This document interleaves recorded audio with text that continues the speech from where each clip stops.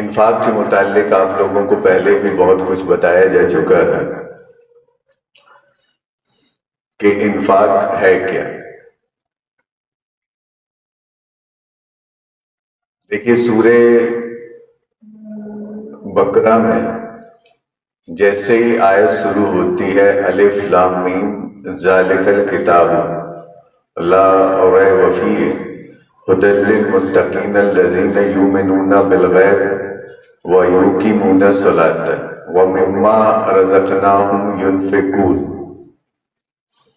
ومما اور اس میں سے، مما میں سے،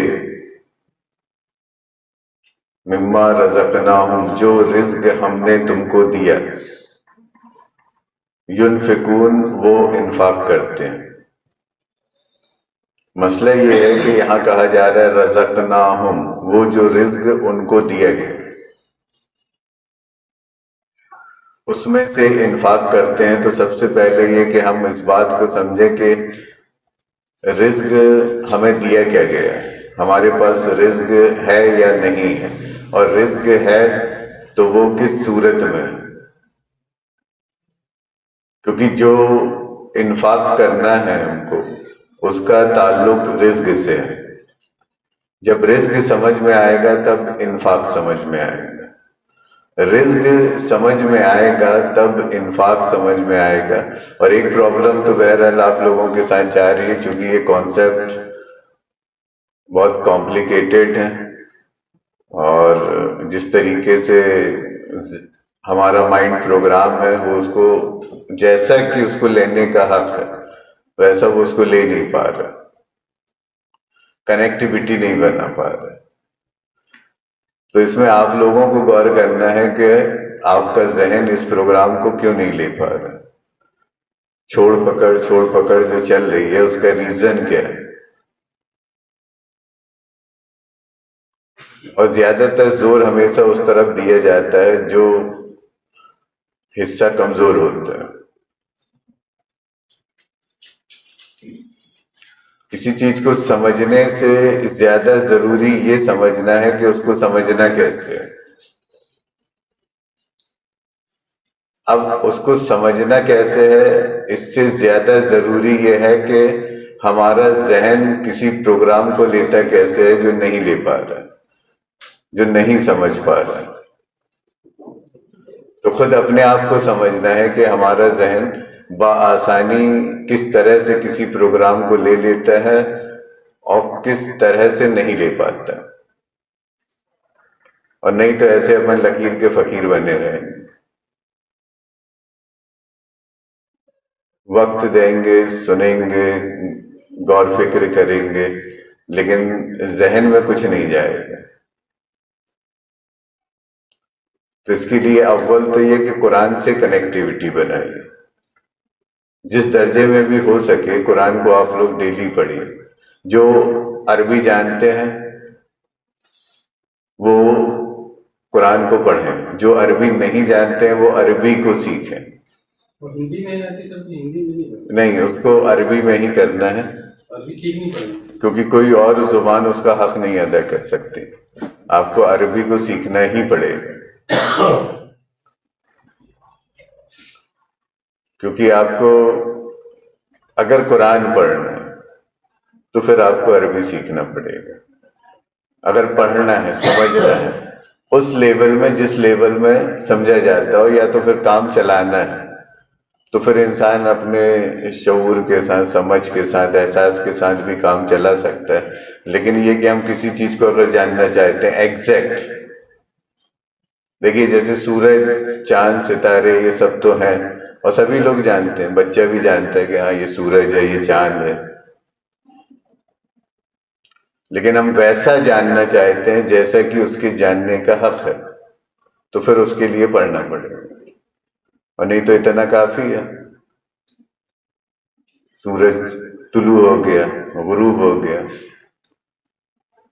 دن ہو گئی، رات ہو گئی، دن نکل آیا کافی ہو گیا، رات ہو گئی کافی ہو گیا۔ تو اس کی انڈرسٹینڈنگ کو پکڑنا ہے، روح کو۔ اللہ تعالیٰ انسان کی طرف روح کو پھونکتا ہے، روح کو، اور روح کو وہ پھونکتا ہے تاکہ تم سمجھو، لعلکم تعقلون۔ اس کے لیے ہم کو پڑھنا پڑے گا، تھوڑی سی کوشش بڑھانا پڑے گی۔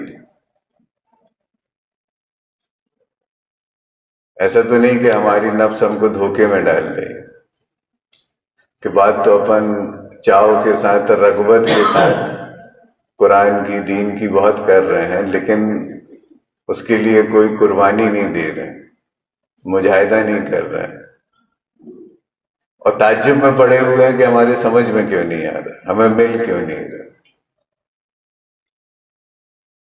اب دنیا کے لیے ہم کتنا وقت دیتے ہیں، کتنی توجہ دیتے ہیں، پوری توجہ دیتے ہیں۔ اور اللہ اور اس کے دین کے لیے ہم کچھ دے نہیں رہے ہیں، بلکہ شیطان نے ہمیں وہاں بھی دھوکہ ڈال دیا ہے کہ اس کو بھی ہم نے اپنی نفس کی لذت بنا لی ہے، اس کے ذائقے کے لیے ہم اس کا استعمال کر رہے ہیں، اور باقی وقت اپنا ضائع کر رہے ہیں، اور بہت وقت ہے لوگوں کے پاس، لیکن اس کا حق نہیں ادا کر رہے، اور جب تک اس کا حق ادا نہیں کیا جائے گا یہ ملے گا نہیں، عمر نکل جائے گی، موت قریب آ جائے گی، لیکن بس ایک ہلکا سا شعور نہیں، سرور بنے گا، اور وہ ہم کو دھوکے میں ڈالا رہے گا کہ ہم کچھ جانتے ہیں، حالانکہ ہم کچھ نہیں جانتے ہوں گے۔ وہ ایک جھٹکے میں وہ سارا بھرم ہمارا ختم ہو جائے گا۔ یہ بالکل حقیقی بات ہے، کیونکہ اگر جو علم ہم کو اتنے سالوں میں نہیں مل سکا تو سوال یہ اٹھتا ہے کہ کیوں نہیں ملا۔ اب یہ کہ اگر مل رہا ہے اور ابھی بھی وہ ہماری پکڑ میں نہیں آ رہا ہے تو پھر سوال اٹھتا ہے کہ اتنے سالوں میں نہیں ملا تو اب کیسے ملے گا؟ تو وہ جو اتنے سالوں میں نہیں ملا، کیوں نہیں ملا؟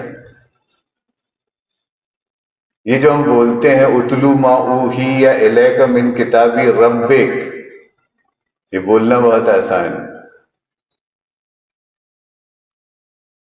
آپ کو وحی کے پیچھے پیچھے پیچھے پیچھے پیچھے ہو لینا ہے، ٹھیک اس طریقے سے جس طریقے سے چاند زمین کے پیچھے لگ جاتا ہے،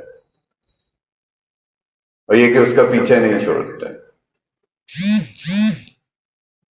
زمین سورج کے پیچھے ہو لیتی ہے، وہ اس کا پیچھا نہیں چھوڑتی، اور جب کوئی اپنی جگہ، اپنا مقام نہیں چھوڑتا ہے، بنا رہتا ہے، تو پھر اس سے ہدایت، گائیڈنس ریویل ہوتی ہے دن کی شکل میں، ہفتے اور مہینوں کی شکل میں،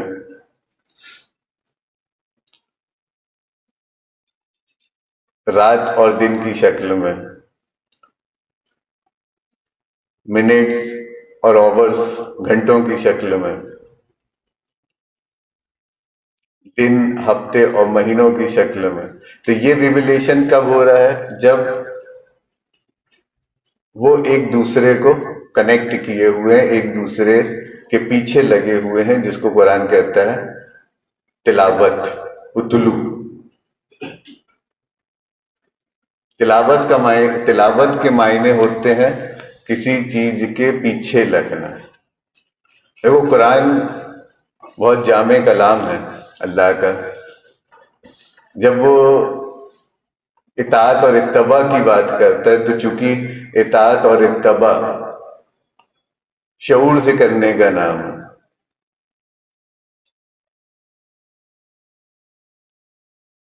تو وہاں پہ وہ ورڈ ہے، یہ بھی فالوئنگ، لیکن یہاں پہ اطاعت اور اتباع استعمال ہو رہا، دونوں فالوئنگ کو ہی بتا رہے ہیں۔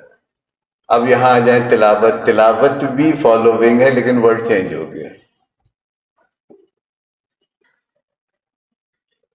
تو یہاں پہ کیا کر دیا گیا کہ آپ اپنے آپ کو کل ملا کے سرنڈر کرو اور بس پیچھے پیچھے آ جاؤ، ٹھیک اس طریقے سے جیسے بچہ اپنی ماں کے پیچھے ہو لیتا ہے، ایک بچڑا گائے کے پیچھے ہو لیتا ہے، اسی طریقے سے چاند زمین کے پیچھے ہو لیتا ہے اور زمین سورج کے پیچھے ہو لیتی ہے.